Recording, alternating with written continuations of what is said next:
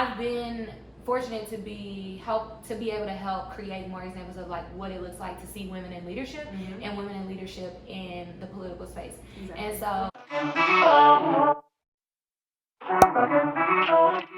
hey y'all, welcome back to my channel. So in today's video, I wanted to share like a different perspective of someone who was attempting to go to law school and then decided not to. So I have my friend Jessica here with me. She actually is still doing very well though, so I wanted her to share her story. So Jessica, go ahead and introduce yourself.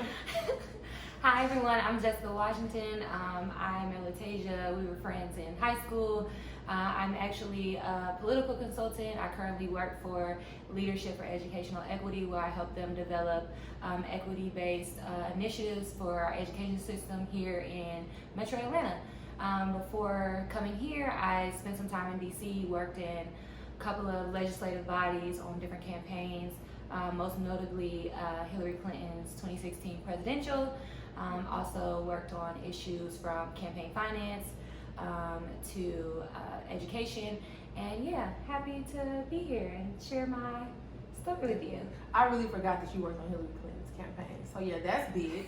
So pretty much that's why she's here today, because I have like a lot of people that'll come in my DMs and they'll say, oh well, I want to be a lawyer, but I'm not sure if I actually need to get a JD. So I think she's just an example of someone that's still in politics, still doing really well, but didn't actually need to get her JD. So I guess my first question for you then is, why did you not get the JD? Like, what happened? Yeah, so I mean, I really wanted to get the JD. Okay. I'm not gonna lie, I wanted to get the JD, but just going through my career, I just really felt like unless I was going to like a top 50 school, I didn't see how it would be that beneficial to the career that I wanted to have. And so I kind of just opted out. Honestly and truly, I did get my master's, but I opted out of going to law school just based on where I was in my career at that point, and understanding that having a law degree wasn't really gonna change much for me at that particular time. Okay, so what is your master's in?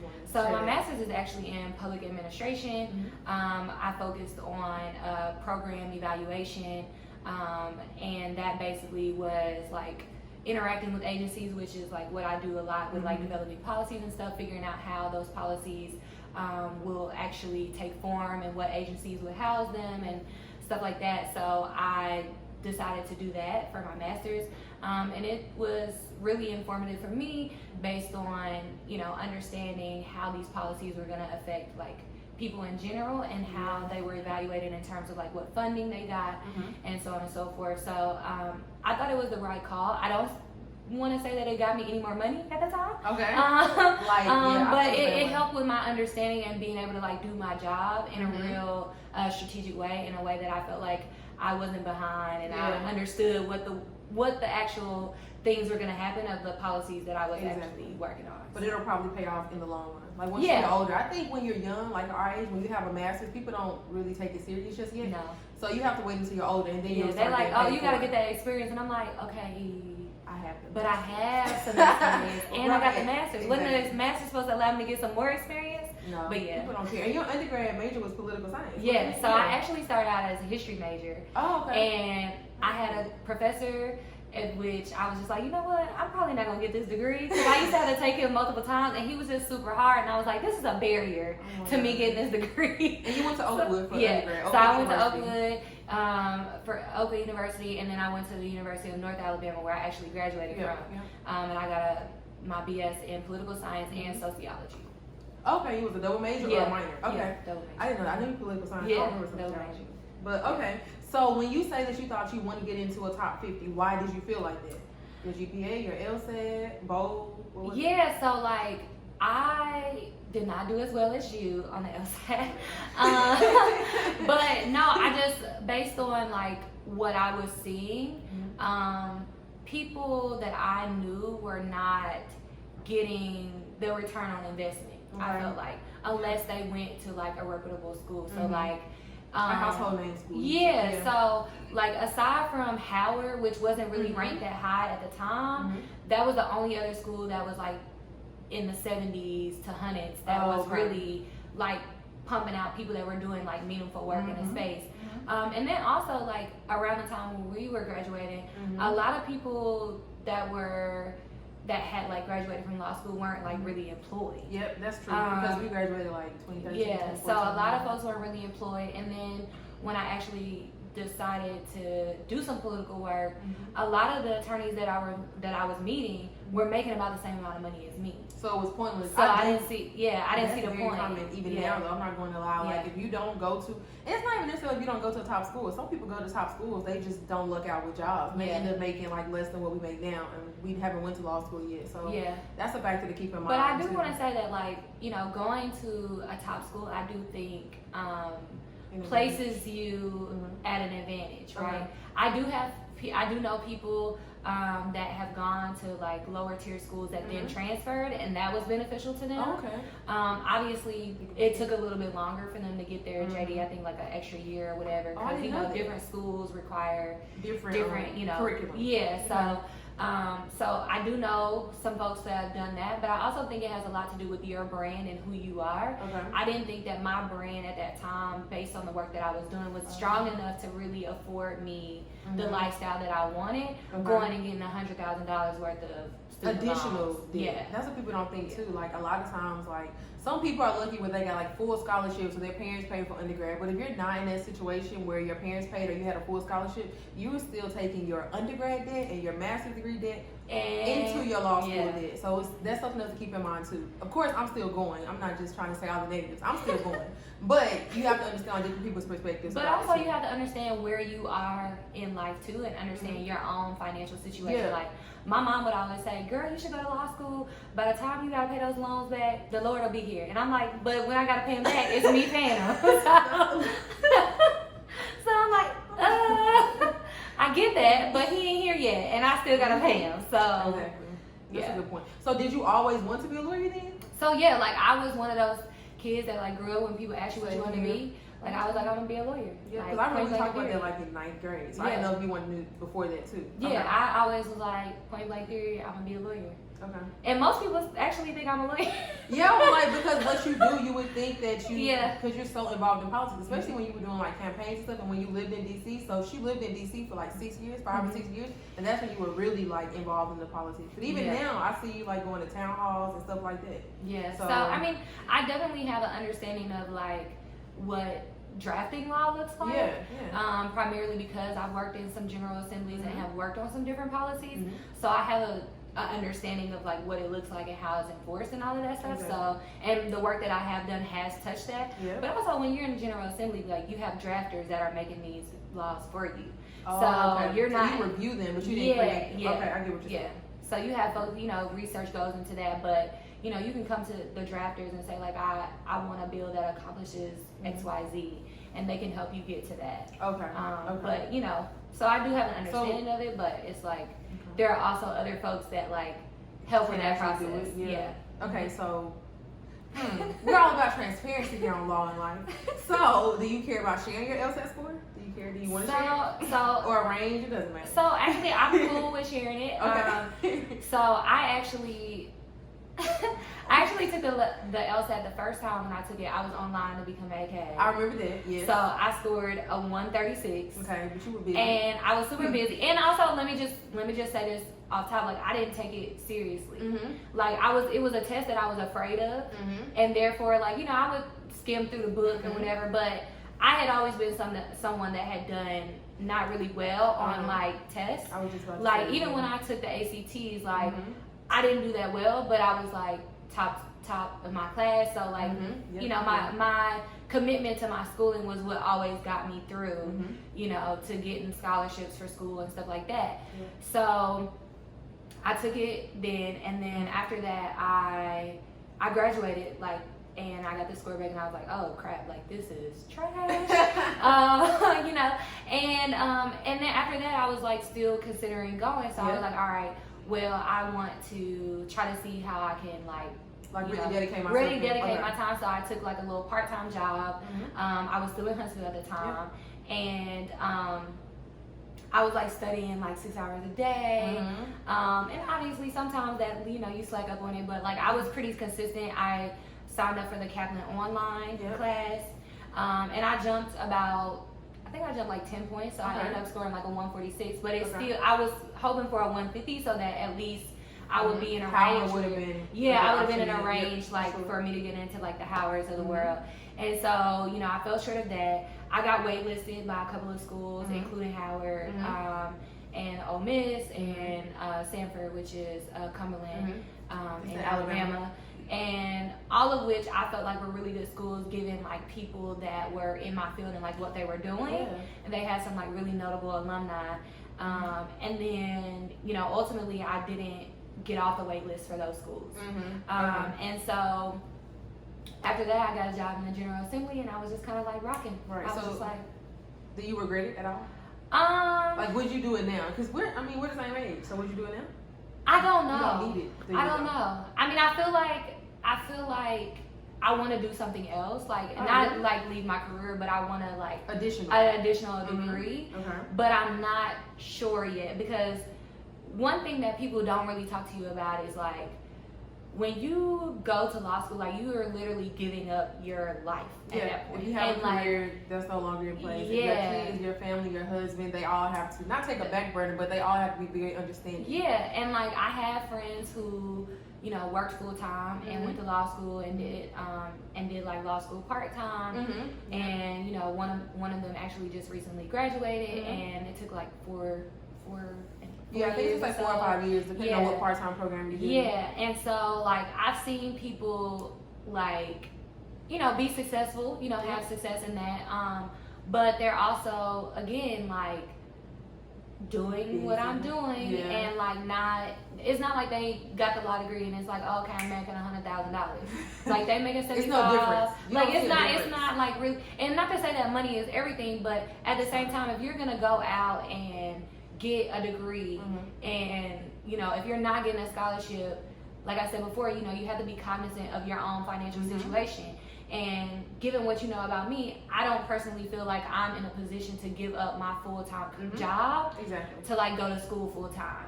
So if I did go to law school, it would definitely be on a part-time situation. And I just don't know that I want to be in school that long. Another 3 years. I don't.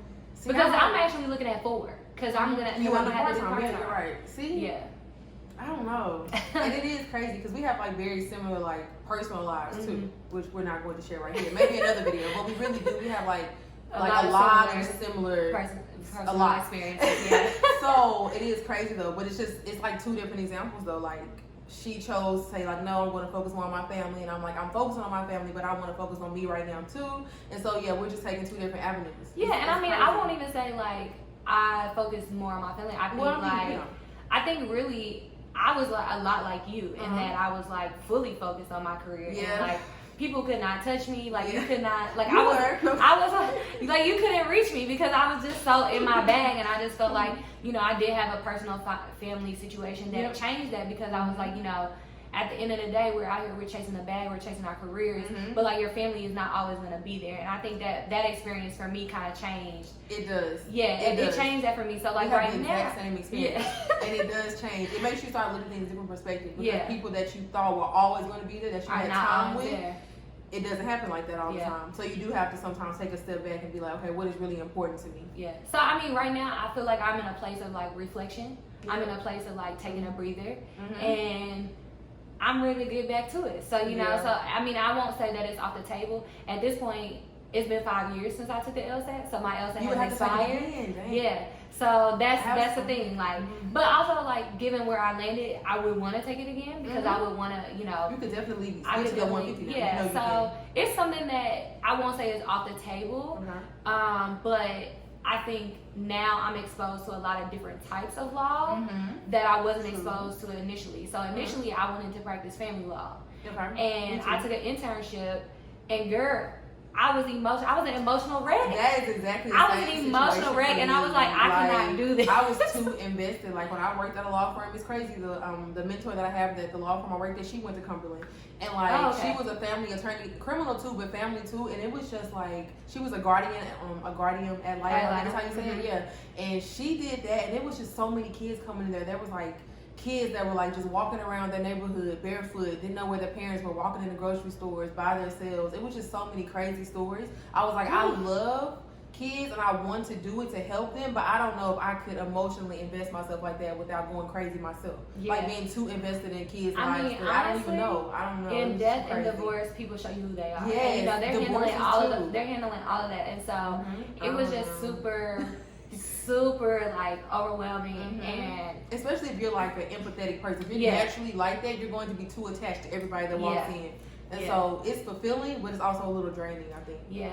And I think I was at a smaller firm, so Mhm. you know, I was a little bit more like hands on with Yeah, things. she was like a solo, so it was like everybody that came in, I saw them. I'm like, what happened to him? Yeah. It's So, too much. so you know, so that also changes. I mean, I have a girl that I met on social media. Her name is Jessica. She works for the Cochran law firm, and I like follow she and I are her. really She's good. the head of Lawyer Days, Days. Y'all yeah. follow that. So I absolutely love her, and she has, you know, she's somebody that I like admire in this space. She You know, went if to I Florida State. Florida State, Law yeah. school. And actually no, I think she went to Florida State for business school. I think she went to Michigan, Florida. She went to one I don't of know. Don't let me lie to y'all, but I know she went to Florida State for something as well. Mhm. But she is just somebody that like I admire in this space in terms of like the work that she's been able to accomplish, and she's not in, you know, a legal field that I even like really. Yeah, she's doing personal injury, right? Yeah. She so like at the time that wasn't even like on my radar, I you still know. wouldn't do it. Even when in But they make a lot of politics, money. I see a lot of people doing like voter protection work, Yes. election law, stuff like that, and like that was not even a thing that I was aware of at the time. Exactly. So like I think as you gain more experience, you get exposed to a lot of different types of you know, law and That you wouldn't even that think you of. weren't thinking of. Yeah. Yeah, So because you need a lawyer for everything, like Honey. everything, y'all. Like, you estate really would not planning, know. all Yeah. type of stuff. So yeah. So I mean, it's not 100% off the table. Okay. But I just think that like one, I have to get like serious about it. So as I was saying, like people, you have to be able to give up your like full-time career in certain cases. Some And your people are income, everything. some people are just they have that type of energy. They can do it all. I'm not one of those people. Okay, and then just also understanding that I have to be fully committed and fully like disciplined. Yep. And like I'm not And get gonna rid of your lie. social life, too. Yeah, I like going to brunch. Yes, you do. I love going to brunch. Brunch is like my favorite pastime. So like, am I really gonna want to give up brunch? Not 100% You can sure. go to brunch while you're in law school, right?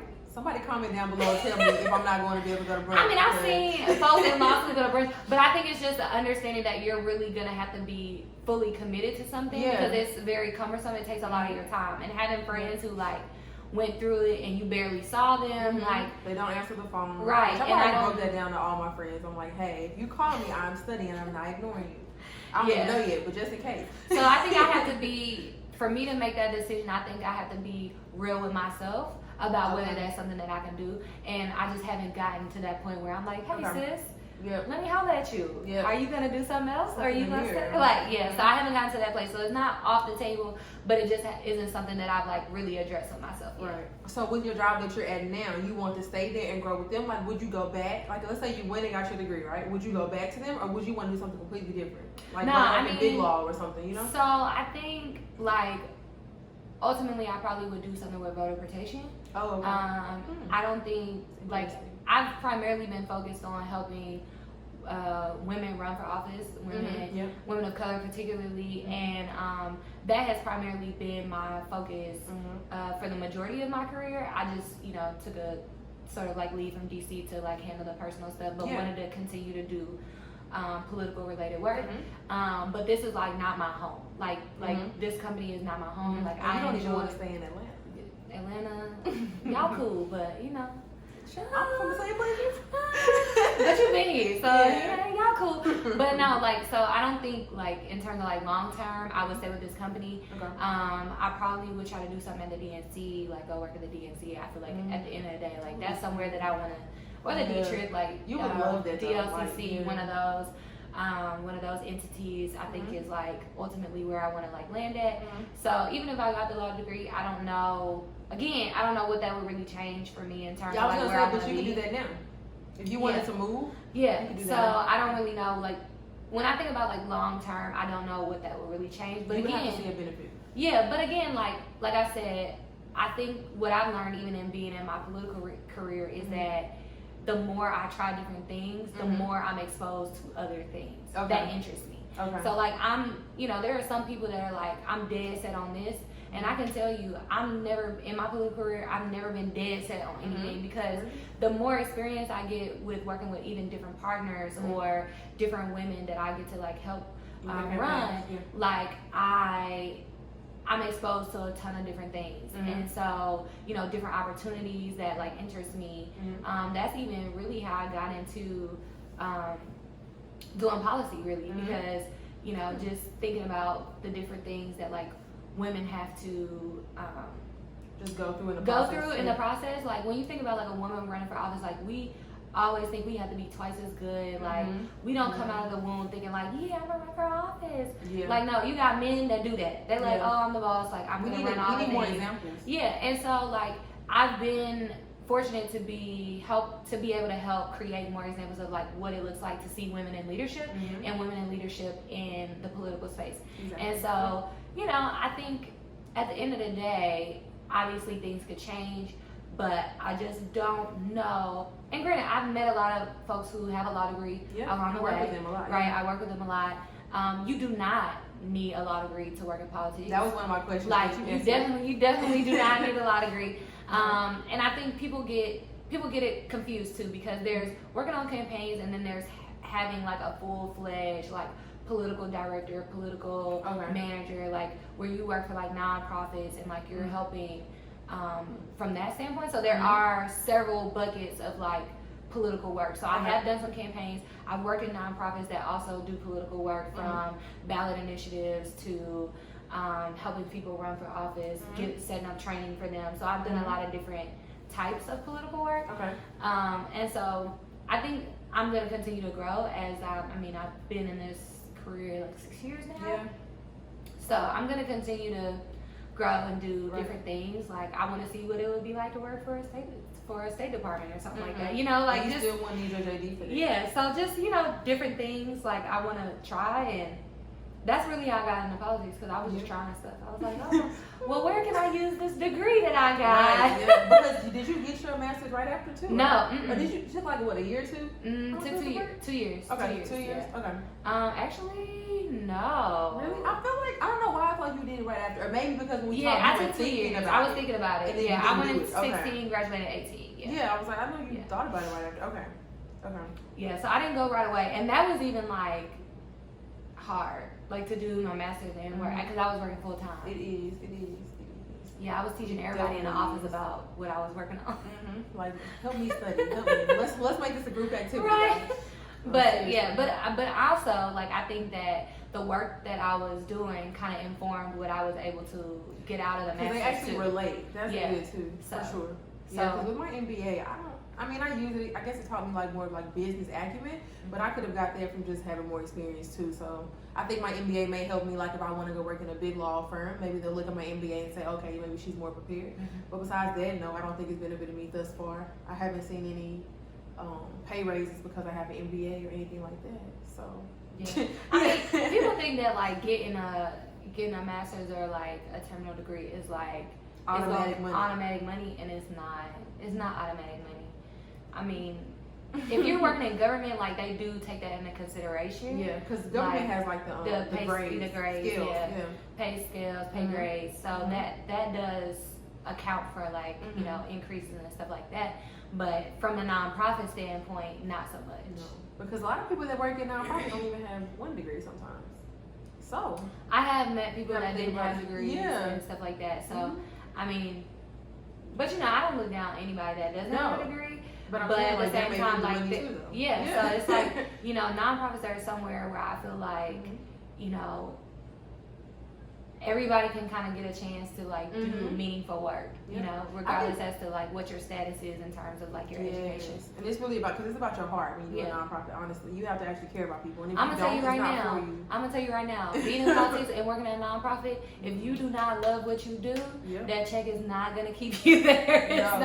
It's not gonna keep you there. It's really about your heart. Like you have to really care about people. Seriously. Yeah.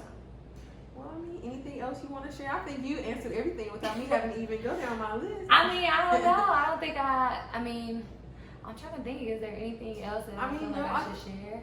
No, I think so. Overall, guys, what I was really just trying to do this video for was just to explain to people that yes, like I am going to law school. If you think it's your dream, then definitely pursue it. But don't think that you have to have a JD to do certain roles. I think a lot of people just assume, well, the typical path is JD and then do this. That doesn't have to be your path necessarily. So definitely research. Think about your debt that you may get into. Think about your social life. If you are very social, think about your family. Think about what you may have to give up and then make a decision. Because I would hate for you to go to law school and then drop out and waste your money. Or I would hate for you to go to law school and get your JD and then never use it and you still spent money. So just think about like the bigger picture, because as you can see, there are people that had planned on going to law school too and didn't, and it still ended up being successful. So don't do it because your mom said so, your dad said so, or because your friends are doing it. Do it because you're really passionate and you know that you're doing what's right for you at that time. That was and really also good. I think, you know, making sure that the timing is right for you. Because you can go to law school and not be ready to go to law school. And then not do your best, because your grades matter too when it comes time to get a job. And I guess ultimately what I would say is, like, if you know that you want to go to law school, like don't wait. Like, just do it. You know what I'm saying? Unless you have a real reason for not doing it. Because, you know, sometimes I have my own, like, personal regrets about, like, not going. Just straight after. You know, straight out, like, you know, continuing to pursue it. Because now I'm like, dang, my score expired. And, like, I'm 30 and, like, you know, I want to get married. I want to, you know, so, like, thinking about, like, your own personal timeline. But also don't be so hard on yourself, because things change, you know. You're not always gonna... life is crazy. Yeah, like that's everything. Yeah, like not everything is gonna be perfect. And you know, I'm a true testament of, like, I did terribly on LSAT. You know, and terribly. Girl, it was terrible. I mean, I know some people that did worse than me, but but I also don't feel like, given what I was in school and like the knowledge that I have, I don't feel like the LSAT accurately depicted who I am and like what I actually bring to the table. But it's something that I could have chosen to, you know, continue to pursue. I did feel like it was a financial gap for me, in the sense that, like, I was able to take the online one, but I really would have liked to have someone in person, because which that costs more, which is if you guys didn't expensive. know. And, like, honestly and truly, like, I couldn't afford to do that. And so, you know, understanding, like, where you are and what you can afford to do is also super important. But I think also, you know, be flexible with your life, be flexible with who you are, because you may think that, you know, you wanted to practice one type of law and you may decide that that's not the right thing. But if you know that you want to be an attorney, don't let one type of law, you know, you ruling out one type of law like deter you from doing it. So I say follow your heart, for real, No, because seriously. at the end of the day, these are your choices and these are your decisions, and they shape the rest of your life. So yeah, going to law school is going to be a very big deal. Like, it's not like, oh, I'm just going to law school. No, if you're going to law school, especially if you are going to, I would say like a top 20, top 14 for sure, a top 3. If you get into Harvard, Yale, or Stanford, that's completely changing the trajectory of your life. Like, your whole life will be different now. I have friends who went to Harvard. I have a friend who went to Harvard. I have someone that went to Columbia, Chicago, like University of Chicago. Like, so I have people in my network that like went to really, really dope schools and like did really well, and like, I can't say that they're doing that well now either. Like, you know, some of them are doing other things. No, I mean, but like some of them went to law school and some of them are now pursuing other careers. Oh, because they didn't enjoy law. Some people can only, like, especially if they went to big law, because most people that are in like the T6, they go to big law, and a lot of people just say the big law, you can't do it for more than 3 years. They say it'll burn you out. Yeah, that's something to keep in mind too. I have friends who are in like tax law that are now like doing their own like thing. Tax firms and stuff like that. But also like not even. I have friends that were at tax firms for a while that left and are now like doing like real estate and all type of other stuff. So like I know a ton of people that are doing like law and real estate and like, so, you know, be flexible with, you know, if you have different interests, don't think that like you can't do all of those things. That's another thing too. I think people don't understand that, like, I want to be a lawyer, but I have a lot of entrepreneurial goals as well. I'm not just going to be a lawyer. That's not going to be my only source of income. So I will also say a random tip is just to always have different sources of income in your mind, because you never want to lose your only source of income. And then But even like if you have other like passions, don't like let those go. Like continue to pursue those. Like if you like art, still do art in law school. Like don't just give up and be so dedicated to law school that you end up like having resentment towards it. Because that can happen too. I saw that happen before, like on a Reddit post. So don't let that happen to you. But yeah, I think like for anybody that is in it and that knows that like this is your 100%. thing, like 100%, I say go for it. Even if you think this could be your thing, I also say go for it. I say, especially if you're young. If you're like 22, 23, go ahead and do it. Go for it. 21. The hardest part is like when you get out and make money, and then you have to figure out, okay, now I gotta go back to not really making this same type of money. So if you've been successful and you hit the 100K mark, and now you gotta go to like making 50K, like that's an adjustment to make. $0K. Right, or like you know whatever. So like just think about that too. Like understand that the further you get in your career outside of law school, and that's just my personal experience, the harder it is to go back and do things that take you away from that, because now you're accustomed to a certain type of life. So while while it's still fresh on your mind, while you haven't secured the bag, while you're still waiting on the bag to drop in your lap, go ahead and do it. Because once you get the bag, you're gonna be like, do I really need to do this? I mentioned that in one of my past videos too. Like somebody asked me, like I did a Q&A, and somebody asked me, why did you stay in your job if you don't like it? I'm like, well, it was about the money. It wasn't about me liking it. It was I started making good money, and I didn't know how. And I mean, sometimes you find jobs that you actually like, or careers that you actually like. And that would make it even harder. And that's harder because if I like it and I'm making decent money, then it's like. And especially at this age, like you making 80K, 90K, 100K, like that's still decent money, especially if you're in the southern states. In Atlanta. Yeah, like if you're in the southern states, you're still Alabama for sure. Yeah. Hello. Alabama. I might have to move back when I get there, guys. But I might have a mansion, honey. Seriously, no, for real. That's another video though. I am doing some videos on like housing and scholarships and how I'm paying for school. So look forward to those videos because those will be coming as well. But yeah, I mean, that was pretty much the main point of the video, guys. If you have any comments or questions, if you know anybody that went to law school and ended up being exactly what they wanted to be, leave those comments down below. I would love that inspiration. Or also, if you know an opposite story, share that with me too. I'm very open. I'm not a person that gets like easily deterred because I know what I want to do. And I feel like that's how everybody should be. So even with her story, knowing that she's successful without the JD, that doesn't make me say, well, I'm not going. I still want to go. No, you do what you got to do. And also, we love success stories too. Because, you know, everybody's journey is not the same. Right, some people's journeys is more like this, some people's are like this. And mine is definitely like this. So yeah, y'all, don't forget to like, comment, subscribe, all of that. And that's pretty much all for this video. Bye, y'all.